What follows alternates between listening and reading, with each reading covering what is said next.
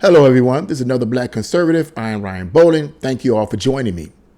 So there is a feminist from New York, USA, who basically says she no longer wants to use the word husband and spouse anymore, but she wants to replace it with an old English word, weir, W-E-R. Yeah, that's what she wants to do. And she wants to replace because she don't want to use that word anymore because she believes it's sexist, which shouldn't be a surprise to anyone that understands radical feminism, okay? But I'm going to just read you this article so that you can understand where she's coming from.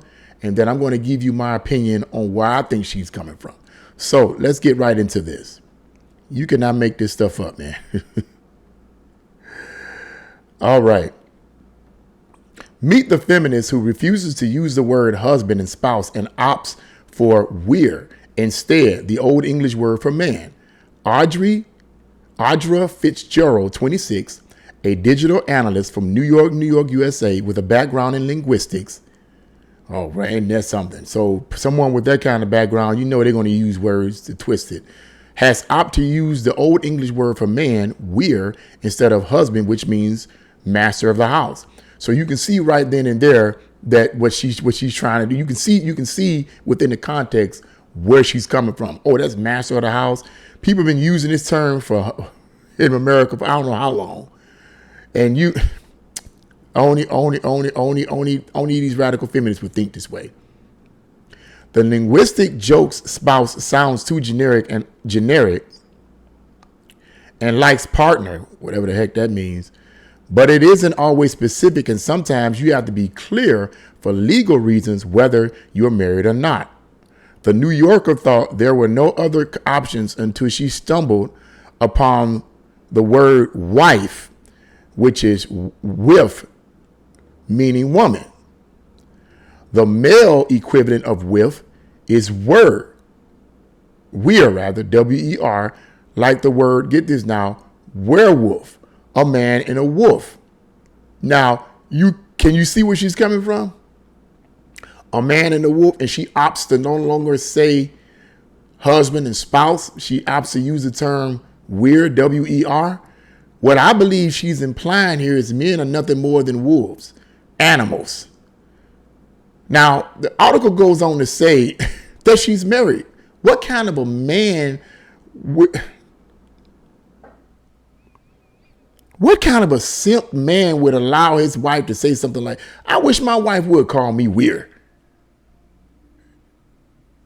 Man, come on. I'm not married, so I ain't worried about that. But if I was married, honey, it ain't going to work. It's not going to work. You done lost your mind. So let's go on. Unless anyone else comes up with a better idea, Audrey will continue to use the word weird for husband. She said, quote, I made the TikTok to make a point and make people think and illustrate that language is used as a political tool to oppress women. So you see right there, this is radical feminism, because I said this before, radical feminists believe that men are created the institution of marriage in order to oppress women and hold women down and limit women from reaching their potential. So therefore, the institution of marriage was designed to enslave the woman. This is what they radical feminists literally believe in. Okay. And so in order to change that, you have to destroy the institution of marriage, but also you have to destroy the reputation of men and replace this reputation with the matriarchal head. Now, I made an error in the last video. I said to use the term patriarchal head, but the radical feminists want to replace the patriarchal headship with the matriarchal headship. In other words, radical feminists want to take over the leadership position. Sounds like Adam and Eve to me, doesn't it? You all know the story in Adam and Eve. Some of you might agree with this, some of you might not, but this is what I see. God clearly created Adam to be the head, to be the leader. He created Eve to help him. All right, so what happened in the Garden of Eden? God told Adam not to eat from the tree of the knowledge of good and evil. The day you do so, you shall die, right? So when he created Eve, it seems to imply that when God created Eve, it seems to imply that Adam told Eve the same thing that God told him. But while they were in the garden, she ate from the tree of the knowledge of good and evil after yielding to the serpent.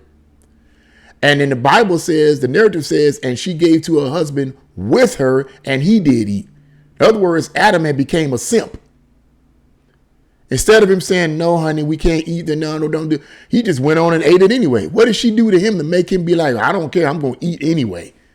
And that's what we have today. In my opinion, we have a lot of men that don't stand up and be men and say, no, I don't agree with that. No, they don't have standards and morals and principles to stand on.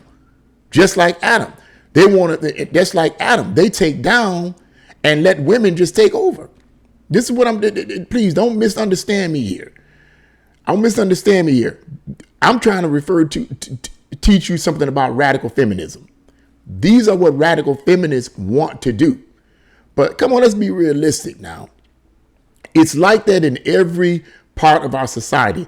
Now, in everything, and basically not only in society, all over the world, but even in the animal kingdom. You see this in for the most part, with some exceptions, in the animal kingdom. The male is usually the one that seems to be the leader because he's physically designed to be so. That's why God created. There was a purpose behind that. And I'm not going to go into all of that right now in this video, but there's a purpose and a reason why God created the male to be physically stronger with certain attributes and so forth. There's a reason for that. Okay, but women can do things that men can't do. Women are designed to complement the men. Men are designed to complement the women. They both have a purpose in God's design. But feminists, radical feminists, want to destroy that and replace it with the matriarchal head. Let's go on. Let's see what else she has to say. I don't like the word husband because it is rooted in sexism. It means master and control of the house. And I understand what she's saying. It means master and control of the house. And let's be realistic. Many, many years ago, decades ago, in the older times, men did abuse their power. Let me make something straight. Men did abuse their power, and there are men today that abuse their power. They use their physical strength to abuse women. Yes, they do it. They're not supposed to do it, okay, but they do it because they don't understand why God created them to be physically strong. God did not create the man to be physically stronger than the woman so that he could use it to beat up on the woman. He created the man to be physically stronger than the woman to protect the woman and to be someone who actually goes out there to work. So he was created physically to protect the woman and to work. So yes, it's true. Men have then and do now physically use, some of them do, use their physical strength to physically abuse women. They shouldn't, but they do. But overall, this whole idea of the master and controller of the house is basically saying that the men by nature, because of their physical strength and the way they're designed, tends to take the leadership role right off the bat because of the way they're designed. It doesn't mean he's going around there telling the woman what to do. You know, I'm the master and you the slave. You do what I say. No, that's not what that's about. But anyway, let's go on. She says, I received a crazy amount of backlash as people took it very seriously. It was mainly men in the comments mansplaining, stupid terms, how language works. They were homophobic and misogynistic and called my husband a wife. They seem to be mocking you, clearly. The feminist adds she refuses to take out the just or sorry and exclamation marks from her emails after calls for men to do so. She adds there is no feminine kingdom or queendom, and first-year university students are referred to as freshmen, not fresh women.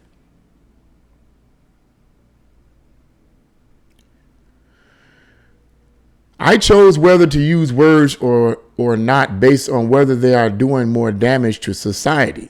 Husbands isn't actually doing more damage to society, but I want people to be aware of the patriarchal routes.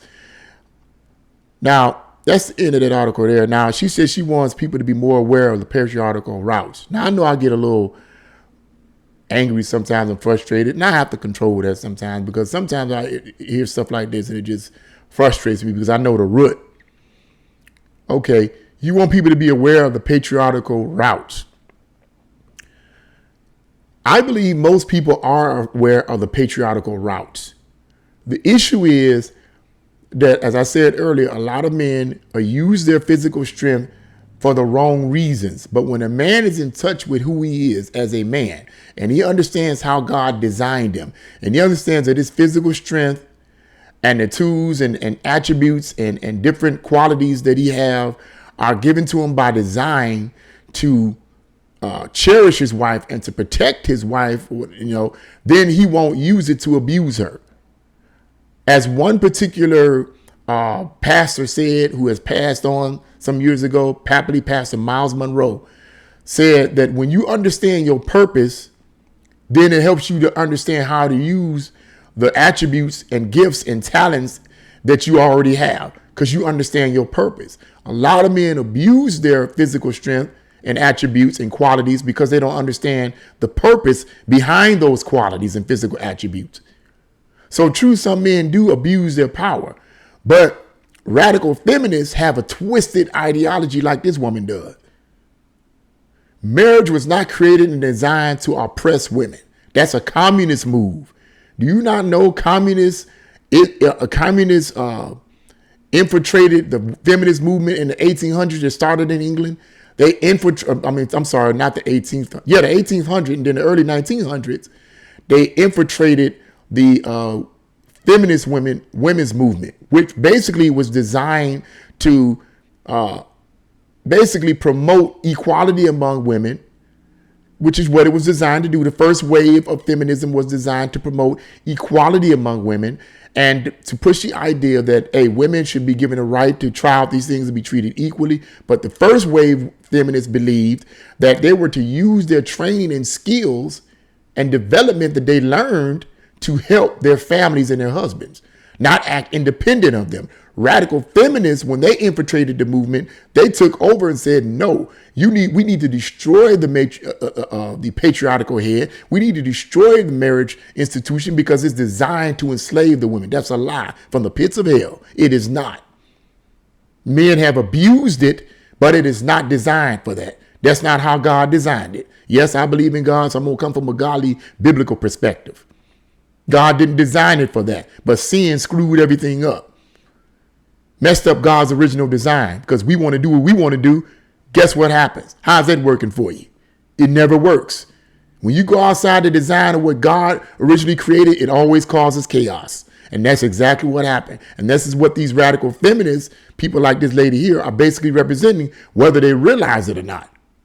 She thinks she's doing a good thing, but she's actually destroying the actual design that keeps the society, or rather she's not destroying, but she's promoting and encouraging a ideology and worldview that is designed to destroy the very foundation that which God created.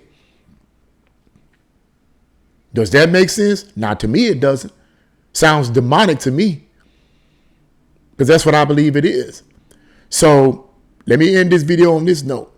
This is what she wants to do. Okay, if that's what you want to do, ma'am, go ahead and do what you do.